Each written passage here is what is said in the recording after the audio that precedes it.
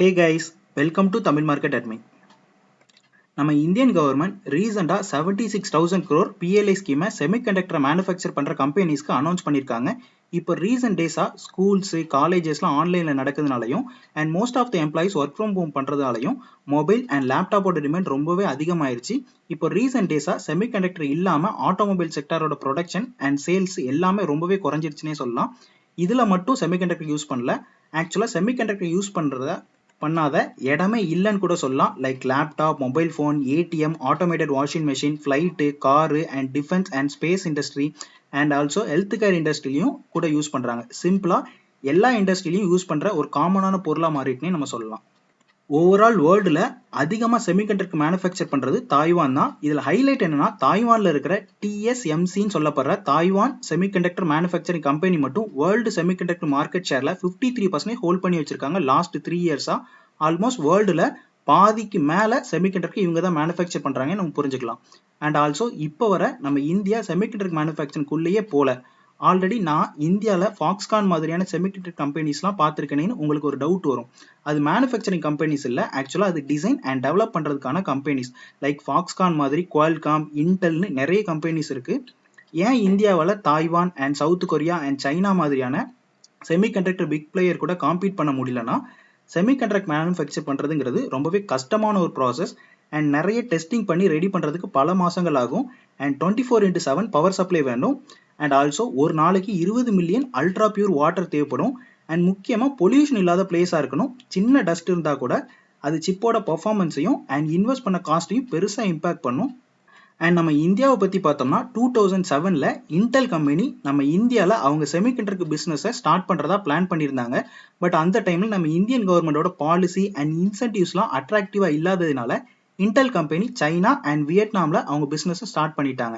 And 2013 நம்ம Indian government JP group and HFMCங்கிற 2 கம்பெனிஸ்க்கு அப்ரூவல் கொடுத்து இன்சென்டிவ்லாம் கொடுத்தாங்க.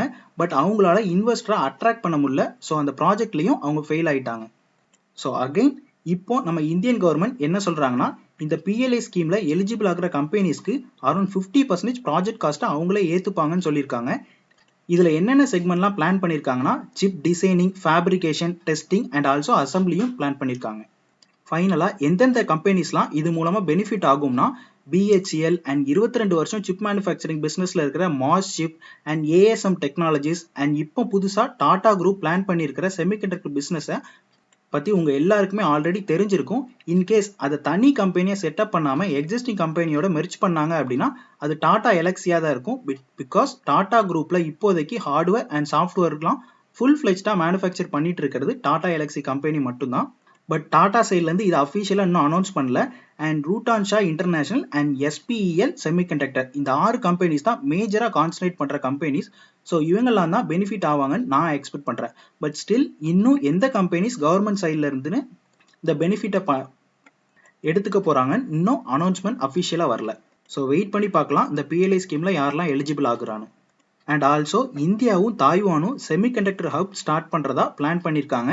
ஸோ இது மூலமாக தாய்வானோட டாப் செமிகண்டக்டர் கம்பெனிஸான தாய்வான் செமிகண்டக்டர் மேனுஃபேக்சரிங் கம்பெனி அல்லது யுனைடெட் மைக்ரோ எலக்ட்ரானிக்ஸ் கார்பரேஷன் கம்பெனியில் ஏதாச்சும் ஒரு கம்பெனியோ இல்லை இந்த 2 கம்பெனியோ நம்ம இந்தியாவில் அவங்க பிளான்ட்டை செட்டப் பண்ணுறதுக்கு சான்சஸ் இருக்குது.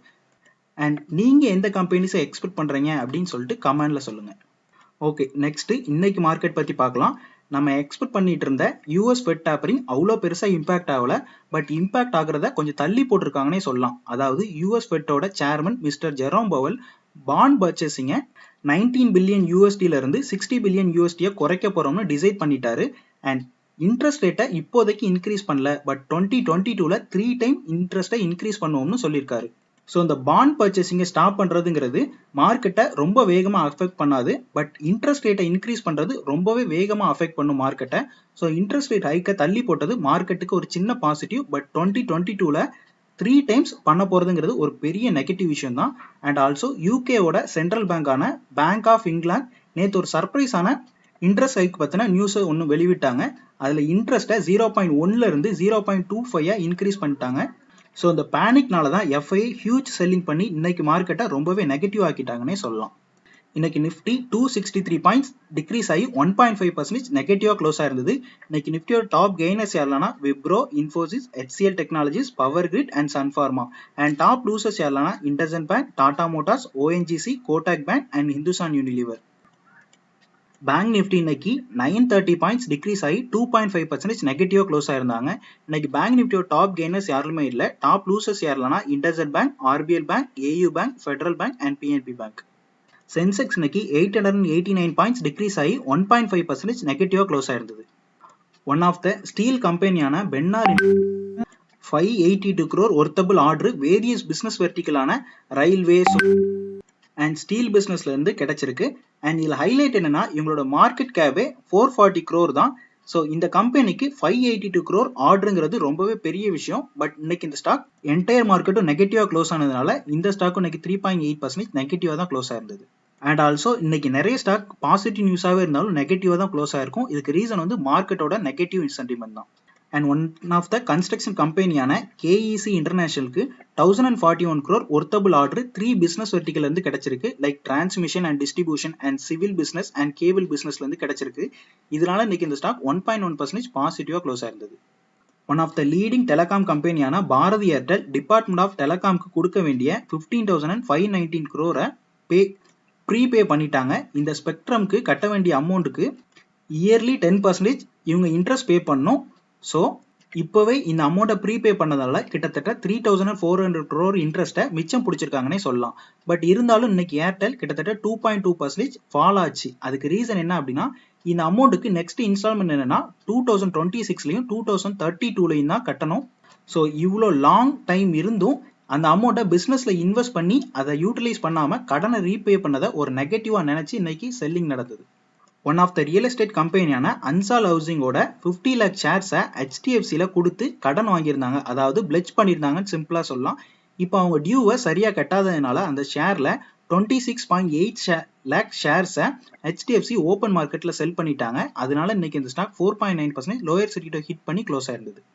One of the aluminium and copper producer and Aditya Birla குரூப்போட மெட்டல் ஃபிளாக்ஷிப் கம்பெனியான ஹிண்டல்கோ இண்டஸ்ட்ரீஸ் 15,000 அலுமினியம் கெப்பாசிட்டி உள்ள ஆந்திர பிரதேஷ்ல இருக்கிற குப்பம் பிளான்ட்டை ஹைட்ரோங்கிற நார்வே பேஸ்டு அலுமினியம் கம்பெனிட்ட இருந்து அக்யூர் பண்ணியிருக்காங்க. ஸோ அந்த அக்யூசிஷனால இன்னைக்கு இந்த ஸ்டாக் ரொம்பவே வாலட்டைலா இருந்தது. But end of the day 0.08% நெகட்டிவா தான் க்ளோஸ் ஆயிருந்தது. One of the largest automobile கம்பெனியான டாடா மோட்டரும் கவர்மெண்ட் ஆஃப் மகாராஷ்டிராவும் MOUல சைன் பண்ணியிருக்காங்க. இது மூலமா ரெஜிஸ்டர் வெஹிக்கிள் ஸ்கிராப்பிங் ஃபெசிலிட்டியை மகாராஷ்டிராவில் செட்டப் பண்ண போறாங்க. அண்ட் இயர்லி கிட்டத்தட்ட 35,000 வெஹிக்கிளை ரீசைக்கிள் பண்ண போறாங்கன்னு அனௌன்ஸ்மெண்ட் கொடுத்துருக்காங்க. ஸோ இதனால இன்னைக்கு இந்த ஸ்டாக் ரொம்ப வாலட்டைலா இருந்தது. பட் ஆல்சோ எப்பவும் போல மார்க்கெட் டவுன் ஆனதுனால இன்னைக்கு இந்த ஸ்டாக்கு 4.4% நெகட்டிவா தான் க்ளோஸ் ஆயிருந்தது. கவர்னன்ஸ், காமர்ஸ், லாஜிஸ்டிக்ஸ்னு வேரியஸ் செக்டாருக்கு டெக்னாலஜியை ப்ரொவைட் பண்ற வேக்ரங்கிஸ் கம்பெனியோட சப்சிடரி கம்பெனியான வேக்ரங்கிஸ் டிஜிட்டல் வெஞ்சர்ஸ் கம்பெனியும் ஒன் ஆஃப் த ஸ்டாக் புரோக்கரான அப்ஸ்டாக்ஸும் வேரியஸ் கஸ்டமருக்கு ஃபினான்ஷியல் சொல்யூஷனை ப்ரொவைட் பண்ணுறதுக்கான பார்ட்னர்ஷிப்ல சைன் பண்ணியிருக்காங்க. ஸோ அந்த பார்ட்னர்ஷிப்னால இன்னைக்கு இந்த ஸ்டாக் ரொம்ப வாலட்டைலா இருந்தது. பட் எண்ட் ஆஃப் த டே 2.6% நெகட்டிவா தான் க்ளோஸ் ஆயிருந்தது. ரீசெண்டா ஆரும் ப்ராப்டெக்னு நேம் சேஞ்ச் பண்ண டெக்னாலஜி பிளாட்ஃபார்ம் ப்ரொவைடரான மெஜஸ்கோ கம்பெனியோட போர்ட் 3:2 ரேஷியோல ரைட்ஸ் இஷ்யூக்கு அப்ரூவல் கொடுத்துருக்காங்க. அண்ட் அதாவது இந்த கம்பெனியில் நீங்கள் 2 ஷேர் ஹோல்ட் பண்ணிட்டு இருந்தீங்க அப்படின்னா 3 ஷேர் 80 ரூபாய்க்கு நீங்கள் பை பண்ணிக்கலாம். அண்ட் இதோட ரெக்கார்ட் டேட் இன்னும் அனௌன்ஸ் பண்ணல. இந்த ஷேர் எப்போ மேலே போனாலும் ஏதாச்சும் ஒன்று சொல்லி அந்த ஷேரை கீழே கொண்டு வந்துருந்தாங்க இந்த கம்பெனியோட போர்டு மெம்பர். சிம்பிளாக இந்த கம்பெனியோட ஸ்டாக் வந்து 900 ட்ரேட் ஆகிட்டு இருக்கும் போது 900 ரூபாய் டிவிடெண்ட் கொடுத்து இந்த கம்பெனியோட ஸ்டாக்கை கீழே கொண்டு வந்தாங்க. இப்போ 145ல ட்ரேட் ஆகிட்டு இருக்கும் போது 80 ரூபா ரைட் ஷேர் இஷ்யூன்னு சொல்லி இப்போ இந்த ஷேரை திருப்பியும் இறக்குறாங்க. இன்னைக்கு 5% லோயர் சர்க்யூட்டை ஹிட் பண்ணி க்ளோஸ் ஆயிருந்தது. கவர்மெண்டோட ஃபெர்டிலைசர் அண்ட் கெமிக்கல் கம்பெனியான ராஷ்ட்ரியா கெமிக்கல் அண்ட் ஃபெர்டிலைசர் கம்பெனிக்கு டிபார்ட்மெண்ட் ஆஃப் ஃபெர்டிலைசர் கிட்ட இருந்து நைட்ரஜன், பாஸ்பேட் அண்ட் பொட்டாசியம் சொல்லப்படுற NPK பிளான்ட்டை செட்டப் பண்றதுக்கான அப்ரூவல் கிடைச்சிருக்குது. ஸோ இதனால இன்னைக்கு இந்த ஸ்டாக் ரொம்ப வாலட்டைலா இருந்தது. But end of the day 3.7% நெகட்டிவா தான் க்ளோஸ் ஆயிருந்தது. ஆதித்யா பிர்லா AMC கம்பெனியோட one of the director mister Balakrishna Subramaniam இந்த கம்பெனியோட 2,700 ஷேர்ஸை ஓப்பன் மார்க்கெட்ல 14.9 lakhsக்கு அக்யூர் பண்ணியிருக்காங்க. ஸோ இந்த ஷேர்ஸை அக்யூர் பண்ண நியூஸ் வந்து மார்க்கெட் முடிஞ்ச அப்புறம் தான் வந்தது. ஸோ இதனால இந்த நியூஸ் வந்து நாளைக்கு அஃபெக்ட் ஆகலாம். இன்னைக்கு எண்ட் ஆஃப் த டே 3.7% நெகட்டிவாக தான் க்ளோஸ் ஆயிருந்தது. நம்ம இந்தியன் கவர்மெண்ட் ஆல்ரெடி 2025 இருந்து பெட்ரோலில் 20% பிளெண்டிங் இருக்கணும் எத்தனாலுங்கிற மாதிரி ஆல்ரெடி அனௌன்ஸ்மெண்ட் கொடுத்துருந்தாங்க.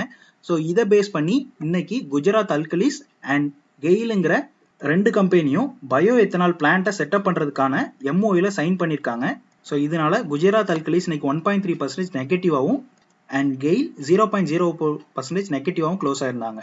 அண்ட் பர்ஷுவா என்டர்பிரைசஸ் லிமிடெடுங்கிற கம்பெனி அவங்க போனஸ்க்கான அப்ரூவல் கொடுத்துருக்காங்க. இந்த போனஸ்ங்கிறது 205:100. அதாவது இந்த கம்பெனியில் நீங்கள் 100 ஷேர் ஹோல்ட் பண்ணிட்டு இருந்தீங்க அப்படின்னா 205 ஷேர் உங்களுக்கு எக்ஸ்ட்ரா கொடுப்பாங்க. அண்ட் இந்த ஸ்டாக் நேற்றையோட க்ளோசிங் ப்ரைஸில் இன்னைக்கும் க்ளோஸ் ஆயிருந்தது. அண்ட் இன்னைக்கு மார்க்கெட்டில் ரேட் கெயின் டிராவல் டெக்னாலஜிஸ் லிமிடெடோட ஐபிஓ ஓப்பன் ஆயிருந்தது. நம்ம ஆல்ரெடி வீடியோலேயே சொல்லியிருந்தோம், இந்த ஐபிஓ மார்க்கெட் நெகட்டிவாக போயிட்டு இருக்க நேரத்தில் ஓப்பன் ஆகுறது கொஞ்சம் ரிஸ்க் தான். ஸோ 2 மந்த்ஸ்க்கு யாருக்கு அமௌண்ட் வேண்டாம்னு நினைக்கிறீங்களோ அவங்க மட்டும் அப்ளை பண்ணுங்க தெளிவாக சொல்லியிருந்தோம். அதே மாதிரி இன்னைக்கு நெகட்டிவாக தான் லிஸ்ட் ஆயிருந்தது. லிஸ்டிங் டே ஓப்பனிங் 360 ரூபீஸ்லையும் லிஸ்டிங் டேயோட க்ளோசிங் 340 ரூபீஸ்லையும் இருந்தது. அண்ட் இன்னைக்கு பிரேக் அவுட் ஸ்டாக்ஸ் என்னன்னு பார்த்தோன்னா persistent, KPR mills, Birlasoft, Borosil and Borosil limited. And bearish break அவுட்ல என்னென்ன ஸ்டாக் இருக்குன்னா Bajaj auto, HDFC AMC, APSL AMC and rate gain travel.